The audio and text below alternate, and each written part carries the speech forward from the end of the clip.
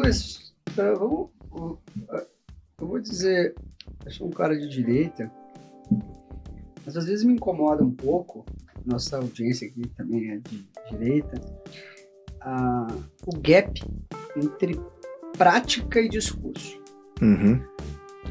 Porque eu tinha várias planilhas aí nas eleições, eu acompanhava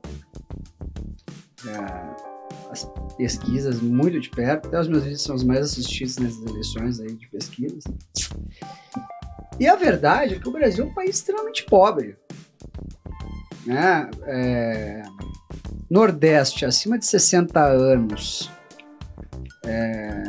de 0 a 1 salários mínimos, o Lula fez quase 80 e poucos %.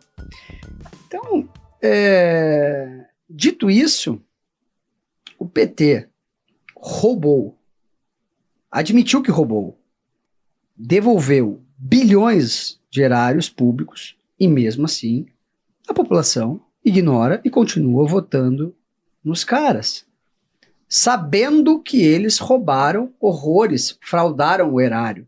O brasileiro, ele está muito mais preocupado com o pão para os filhos, comida na mesa, porque é um povo pobre.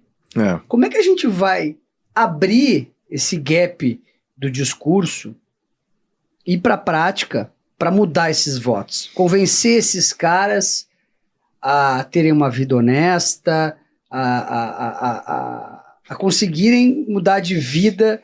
Quando que a direita vai mudar esse discurso? Sair do discurso, que eu sou amigo de alguns, bem amigo de alguns caras, eu digo pro cara, para de falar essa porra aí, para de falar isso aí, cara. Porque o Brasil é um país meio de centro. Se tu ficar falando esse negócio aqui ultra radical, tu vai se ferrar. Eu falo para alguns amigos meus políticos, vão assistir esse corte e vão ver. Como é que a gente sai desse gap entre discurso e prática? Porque, na verdade, para a gente mudar o país, a gente tem que ganhar a eleição. E para ganhar a eleição, a gente tem que parar com o discurso e começar a ver a prática. A prática é que as pessoas não estão nem aí se estão roubando ou não, elas querem a comida na mesa. Bom ponto. Obrigado. As perguntas são boas aqui. Olha, eu vou... Porque eu tenho um discurso radical, se você for olhar. Se você for olhar o que eu estou propondo, Não foi em relação a ti. Não, mas eu me incluo nesse comentário. Extrema-direita? Ultra. Extrema-direita. Se fosse um jogador de futebol, seria o Paulo Nunes, lá na ponta direita. Mas então, o que é a direita hoje? A gente precisa definir o que é a direita hoje. Não é a mesma direita que existia no século XIX. Mudou completamente, inverteu os polos. Hoje a direita, ela tem a ver com vontade popular e tem a ver com soberania nacional. É um resgate de soberania nacional, por um lado, que a direita sempre representou. Por outro lado, é de representação da vontade popular de uma maneira muito mais integral contra o sistema. Ela é antissistema. A direita do século XIX, ela era pró-sistema. Ela era o sistema. Então tem uma diferença muito grande aqui. Então, se for nesse caso, eu sou da direita do século XXI. E bem da direita do século XXI. Tanto que as minhas propostas são de reforma do sistema. São de mudança, apontar o problema, dizer, o sistema tem problema, temos que reformar. Qualquer discurso fora disso, na minha opinião, é ajudar o sistema. Então, é por aí onde eu trilho. Então, é um discurso radical, é um discurso novo, é um discurso que, de fato, é necessário, mas alguém tem que fazer. E eu vou confidar alguma coisa que vocês... Não sei se a palavra existe em português, apareceu a palavra em inglês na minha cabeça, eu traduzi na hora. Confide, né? Não sei se é essa palavra. Eu acredito na intuição das pessoas. As pessoas podem não entender. Podem até achar que o interlocutor é ruim, não gostar, mesquinho, malvado. Mas ela entende a verdade. Quando a verdade ela é dita, ela fala assim, não, peraí. Eu tenho que escutar isso aqui.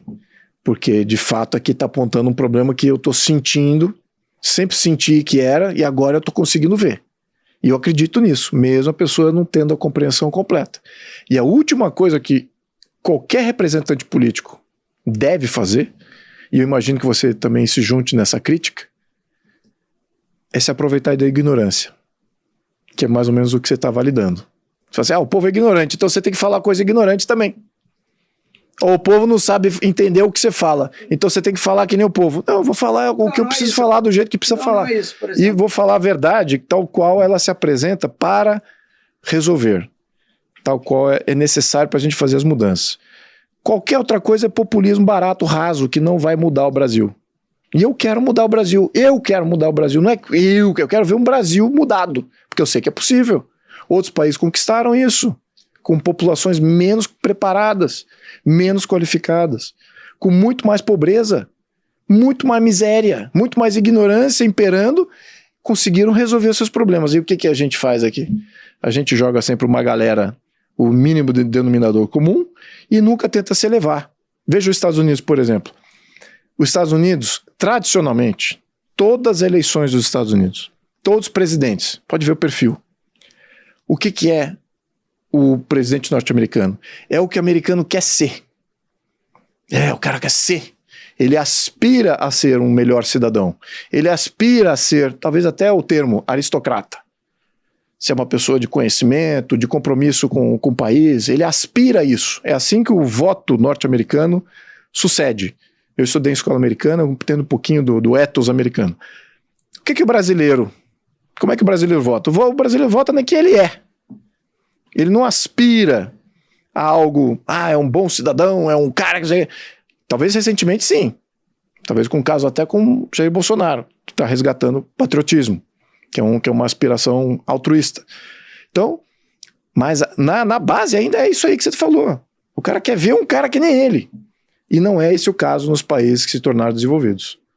Então, eu acho que a gente precisa de uma mudança cultural, e se você não oferece, não tem a oferta, você não vai conseguir nunca atender uma demanda que de fato está latente. Na minha opinião, é isso que está acontecendo no Brasil. A gente não tem pessoas qualificadas que queiram entrar para a vida política, exatamente porque o discurso, o modelo político, a discussão política, o eleitor não tolera quem se posiciona de uma maneira mais, entre aspas, sofisticada. Então isso é ruim para o país. O país perde muito, perde um debate, perde em toda a evolução que poderia ser. Não estou dizendo que o outro lado é ruim também, né? O outro lado tem legitimidade. Mas é muito você não pode... essa tua forma de pensar. Mas é como eu penso. E não vai mudar. O que é melhor, presidencialismo ou monarquia? Sempre a monarquia. Sempre. Monarquia cristã, né? Aí tem que qualificar isso aí. Então, mas a gente não tem nada disso, porque para você ter uma monarquia, você precisa de uma aristocracia. E o Brasil não tem aristocracia. Como eu falei, a aristocracia não é os ricos e tal. Isso a gente tem, tá cheio de rico aí, mas é tudo tratante, é negociador, é business people. Business people, sim. Business people não é aristocracia. Isso aí é business people, é tratante, como no conceito, assim, na estratificação social. A aristocracia é o compromisso. É o cara que tem compromisso. O cara que fala assim, não, isso aqui é meu. Eu tenho dotes aqui. Isso aqui faz parte de mim. Eu represento isso aqui para sempre. Representei no passado, vou representar no futuro. Isso é aristocracia. E, juntado a isso, conhecimento. A gente tem isso como massa crítica política? Não temos. Então, para ter uma monarquia, você precisa ter uma massa crítica política que se vê como aristocracia e que entende que ela é dona do Brasil e que ela tem compromisso com o Brasil e que não vai tolerar aventureiro, corrupto e cara que vem aqui surrupiar tudo e destruir o país, destruir a ideia do país, a cidadania e botar o país na berlinda. Gente que tem filho, que tem prole, que tem herança para defender. Então, esse tipo de perfil, ele foi apagado da existência do ecossistema político brasileiro durante o período republicano. Ainda no Primeira República ainda tinha alguma coisa de aristocracia, mas aí foi o fim dela. A partir de Vargas em diante acabou. Aí virou oligarquia e grupos corporativistas, grupos de interesse, grupos sociais. Aí, isso é o que a gente vê hoje, até hoje. Deteriorado, né, vamos dizer assim. Até tá pior do que na era Vargas, até em termos de conjuntura social. É isso que eu penso.